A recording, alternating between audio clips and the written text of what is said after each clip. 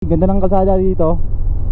So dati nakapunta na ako sa may Kamay ni Jesus, no, pero hindi ito yung daan na tinahak natin. So doon tayo dumaan sa may San Pablo, Sariaya. So ngayon dito tayo dumaan sa may Laguna. Laguna rin naman yung San Pablo eh. Dito pala sa may Santa Cruz tayo dumaan kanina. Kumaliwa tayo doon. Imbis na pa San Pablo ako, lumampas ako dun sa way na papuntang San Pablo. Kaya napilitan ako dito mag Santa Cruz. Actually hindi ko kabisado yung daan dito, kasi lagi talaga San Pablo yung daan ko noon. Pero sinundan ko na lang yung Google Map, no. At good thing maganda pala naman yung kalsada dito. Maluwag, saka hindi matraffic. Mas marami pang sasakyan dun sa may San Pablo, no, sa may Sariaya. Dito smooth lang ang biyahe dito. Ayan, no, dito pala tayo ngayon sa Via Rosary Grotto. Ayan. Dito tayo ngayon sa bayan ng Luciana, ang pinakadulo na bayan ng Laguna. Ang kabila nito ay Quezon na. So nagpahinga lang muna ako dito kasi maraming tao dito, mga turista. Dito sila tumigil, tapos pahinga, tapos umakyat sila doon sa may grotto. Ayun. So hindi na ako umakyat doon, pahinga lang ako dito sa baba. So tutuloy na tayo ngayon ng Lokban doon sa may Kamay ni Jesus. Ayan, so ang daming nagra-ride dito, no. Linggo kasi ngayon, so ang daming riders. Let's go. Ayan, palokban tayo. Kamay ni Jesus. Ayun, ang ulan, pumapatak ang ulan. Harapay na pa, silungan muna siguro. Uy, tumagil na yung poste. Ayan, meron tayong 24 minutes away, going to Kamay ni Jesus, no, Lokban, Quezon. Ngayon ay nandito tayo sa kasalukuyang location natin. Nandito tayo sa Barangay Luciana, Laguna, no. Ito tayo yung pinakadulong bayan ng Laguna. Kabila dito ay Quezon na. Hindi ko lang masyadong alam kung anong bayan ng Quezon ang susunod dito, no. Basta pagkakalam ko ay ito na ang dulong bayan ng Laguna.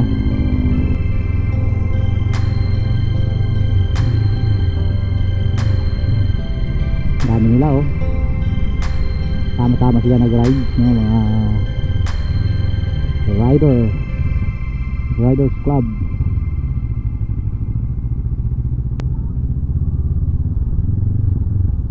Anong to? Kumalaang bayan ng Luciana. Ito na yung bayan, kaya pala matraffic na dito. Yung mismong bayan ng Luciana. Now we're going to Lokban, no. Heading to Lokban, Kamay ni Jesus, to be exact.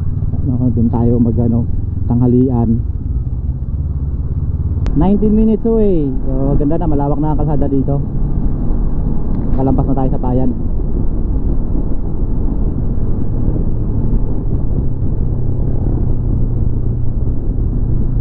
Luwag ng kalsada. So kung i-compare mo yung daan dito sa San Pablo at saka dito sa may Santa Cruz, I think mas malapit dito. Mas maluwag, no, hindi siya mas madong traffic. Dito sa San Pablo kasi noon ang traffic.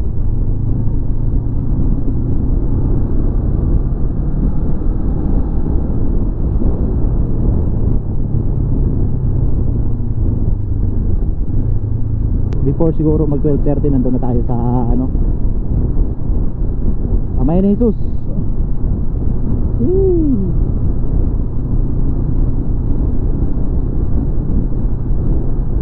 Yan, dami nagra-ride. Uy, nandun dito, resort. Ganda, oh. Saan nyo ba yan? Hindi, no, dapat masok tayo doon, no. Tanghali na dito pero parang mapag, no? Pag ba yan o usok? Walang alam, no? Parang pag o usok ba yan? Baka may nagsiga.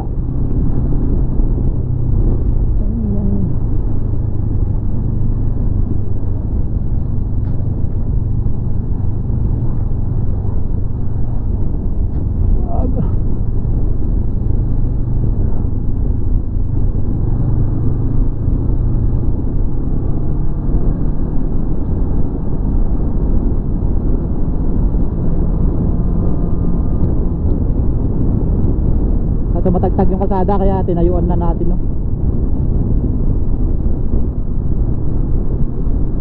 Para hindi kawawa yung ano, ating puwit. 11 minutes. Okay, abot pa siguro ang GoPro natin. 11 minutes na lang.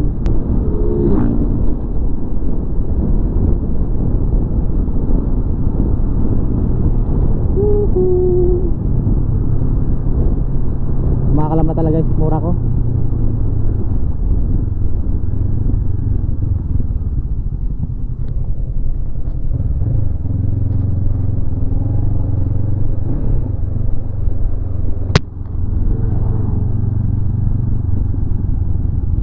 Diretso lang tayo, diretso. Intersection, no? Sampalok, Tayabas, Tulukban. Oh, di tayo Tulukban. Pass, GoPro. 3 minutes away. Ay, konti na lang talaga. Pero paano tayo, ano? Saan ba yun, banda? Kakahanan tayo sa unahan eh.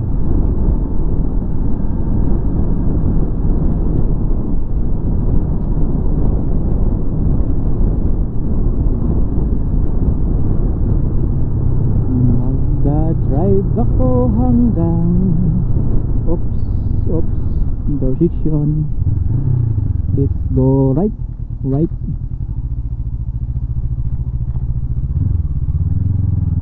Kainan.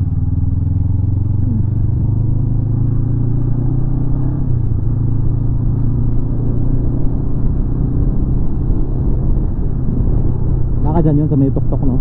May bundok na yan. Ayan, no? Yan ba yun? Palagay ko dyan yun. Pinaswerte. 2 minutes ahead. 2 minutes ahead o away o basta 2 minuto na lang nandun na tayo. Kamay ni Jesus Christ. 1 minute. Whoop. 1 minute. Saan na tayo liliko? Ayun na nga yun. So andun likuan dito. Entrance. Here is the entrance, no? Yun yung simbahan eh. Dami tao. Kaya dito lang talaga parking?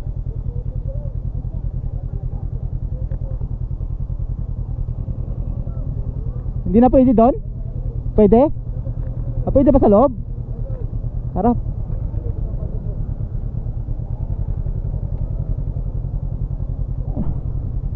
Ay, dulas. Di po, salamat po. Sa loob tayo magpaparada.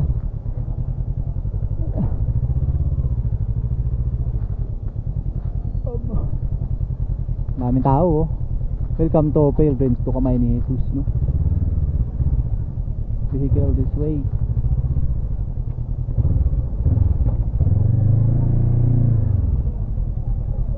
All vehicles this way. Dati kasi pumunta kami dito, may kainan doon sa loob, so doon ako kakain.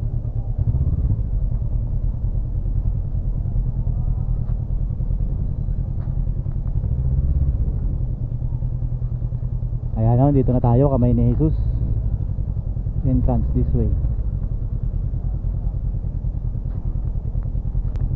Hanap na tayo makainan doon sa labas, tapos dito sa loob.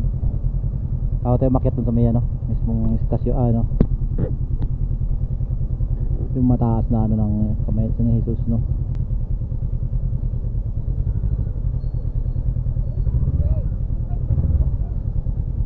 Kano ticket, sir? Good morning, sir. 10 piso. Natira.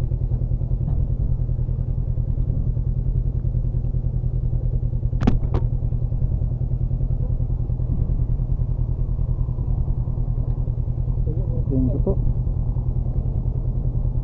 Thank you. Ano, sir? Sa baba, no? Sa baba pa?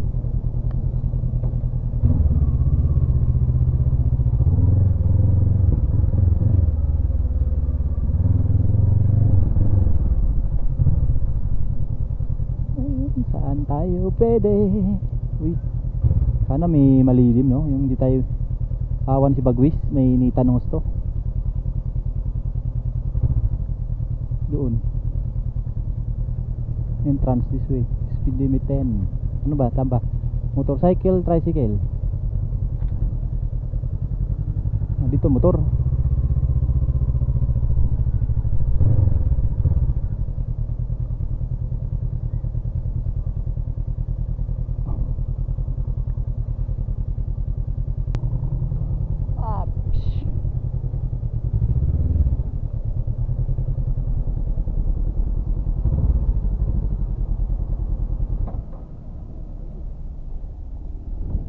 Ayan, dito na lang tayo magpa-park, no? Mainit. Kawawa si Bagus dito, sobrang init. Ayan, tanghalin tapat tayo dumating dito, no? Kami ni Jesus. Ngayon alauna pasado na. Kakain lang natin. Kumain muna tayo bago makyat. Akyat muna tayo dun sa may pinakatuktok.